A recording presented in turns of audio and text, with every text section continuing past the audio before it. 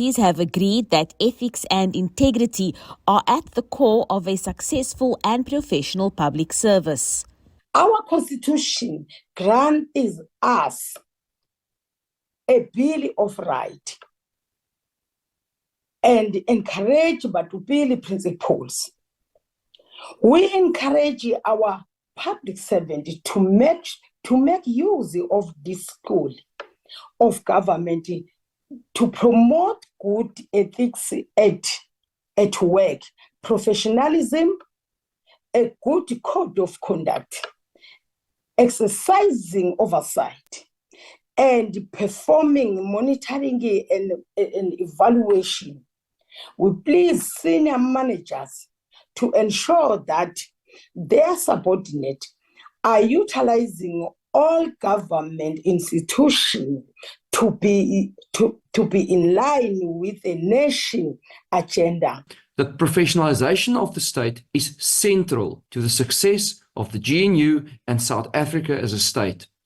We can forget about turning around our rails, our hospitals, our schools, our ports, electricity, crime, water, in any other government services, and most importantly, our economy and our unemployment figures.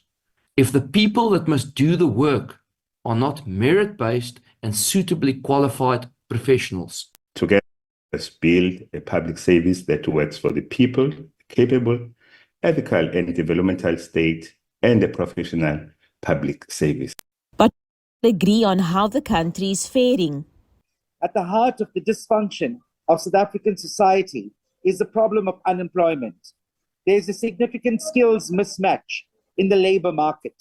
Many job seekers, especially young people, lack the necessary skills for the jobs available in sectors like manufacturing, technology, or services. This is exacerbated by an education system that often fails to equip young people with the skills required for the modern economy. The time for empty rhetoric is over. What South Africa needs is a radical overhaul of the public service, underpinned by accountability, ethical leadership, and continuous professional development.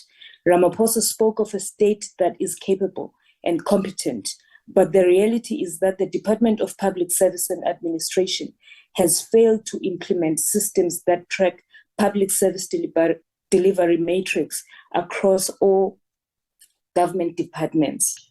Cadet deployment, especially during the 9 missing Zuma years, incompetence, poor management, non-existent consequence management, an overall lack of good practice and standards, a lack of proper work ethic, a bloated public service with an even more bloated public service wage bill, and the absolute lack of the political will to change the status quo has all contributed. The public service remains deeply entangled in political appointments.